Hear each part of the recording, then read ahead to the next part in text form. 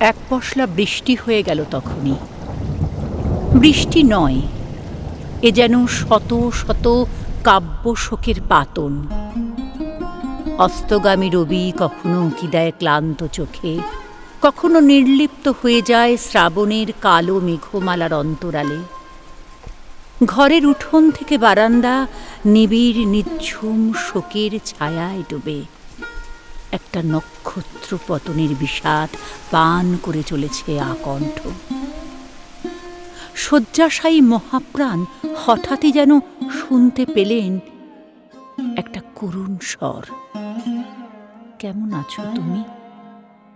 আলতো চোখ খুললেন রবি। মুখের কোণে মৃদু হাসির চকিত বিদ্যুৎ লেখা।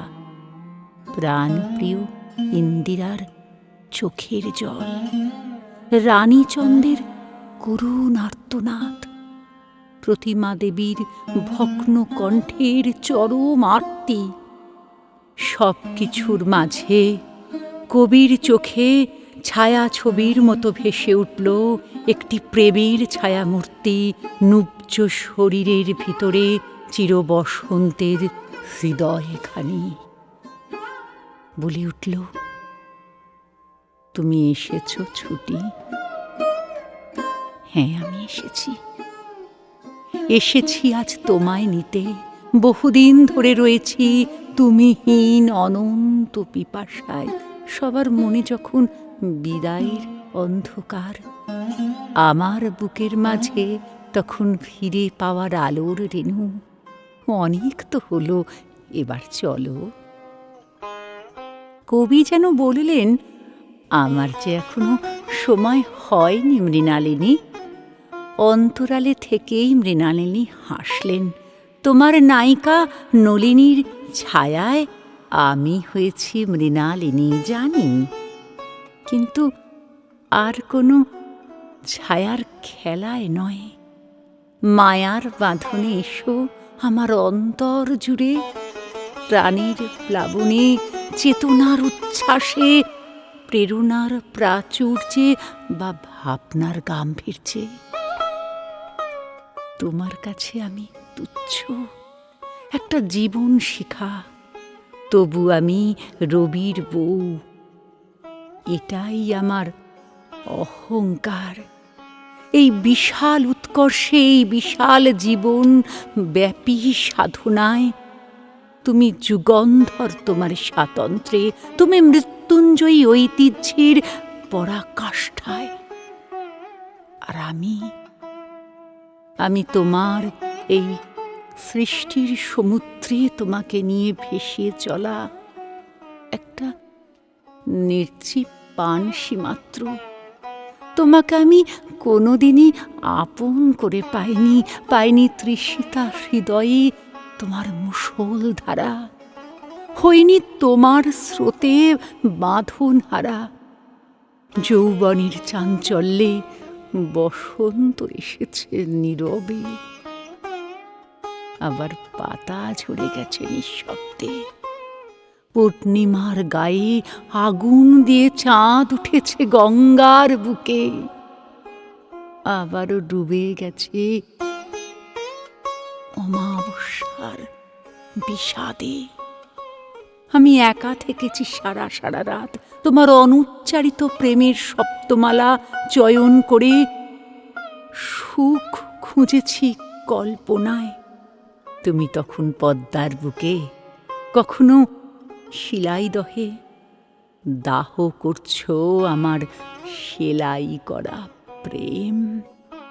তোমাকে পাইনি আদরে, পাইনি অধরে। অথচ আমি হেমদণ্ডের উপর দীপিকার আলোক শিখার সম্মুখে এক বাঞ্ছিত দেবতার মতো তোমার উপাসনা করে গেছি একাগ্রে। কিন্তু সেই দীপিকার বিচ্ছুরিত আলোক শিখার অন্তরালে বহুদিন কামনার পুঞ্জীভূত অন্ধকার আমাকে ক্রমশ ঘিরে ফেলেছিল। এ তুমি দেখতে পাওনি, অথচ তোমার দার্শনিক দৃষ্টির প্রখরতায় আলোকিত জীবন থেকে জীবনান্তর। বিয়ের 5 বছর পর গাজীপুরের ভ্রমণই ছিল আমাদের প্রথম মধুচন্দ্রিমা। ভাবলাম সংসারের বন্ধন থেকে একটু মুক্তির বাতাসে ভিজব দুজনে।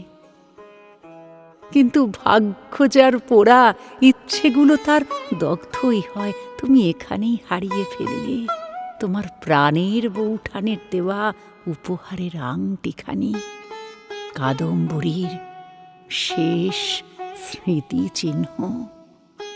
জানি সে নেই, তবু তাঁর অবাধ বিচরণ তখনও তোমার অন্তরে। তুমিও সেদিন সারা রাত ঘুমোওনি বিমর্ষ বেদনায়। সেদিন বুঝলাম দুজনেও একা হওয়া যায়। শান্তিনিকেতনের বাড়িতে অসুস্থ আমার মাথার উপর সারা রাত জেগে পাখা করতে করতে বললে, আমি কেন এত নিষ্ঠুর জানো ছুটি? আমার সামনে অনেক পথ, আমি কোনো মায়ায় জড়িয়ে আবিষ্ট হতে চাই না। সে কথা শুনে আমার চোখের কোন বেয়ে অশ্রুধারা বয়ে গেল।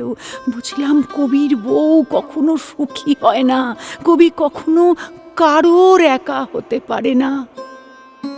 আটকে রাখলে আঁতকে ওঠে সৃজন, ঘটে হৃদয়ের মৃত্যু, ঘটে প্রলয়।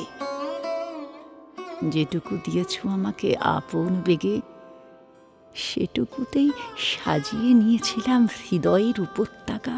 যতটা দেখেছি তোমাকে কাছ থেকে, সেটুকু দেখার ভাগ্য যে কারোর হয়নি।